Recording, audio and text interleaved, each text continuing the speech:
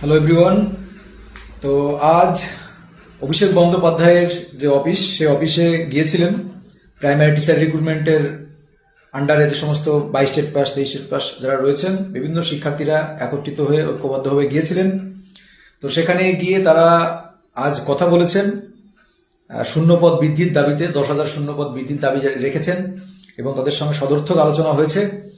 অর্থাৎ প্রতিশ্রুতি, আমাদের মাননীয় মুখ্যমন্ত্রী যেমন প্রতিশ্রুতি দিয়েছিলেন, ঠিক তেমনই আশা করছি, তেমনই প্রতিশ্রুতি আমরা পেয়েছি আশা করছি।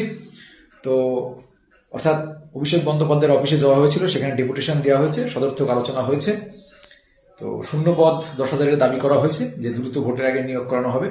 তো তোমরা তোমাদের মতামত অবশ্যই কমেন্ট বক্সে জানিও।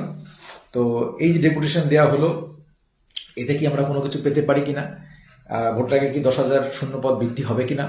হ্যাঁ, আমাদের দিদি তো প্রতিবারই ভোটের আগে অনেক কিছু বলেছেন বা বলেন। তো এই যে ডেপুটেশন দেওয়া হলো, এর কোনো ফল আমরা পাবো কিনা?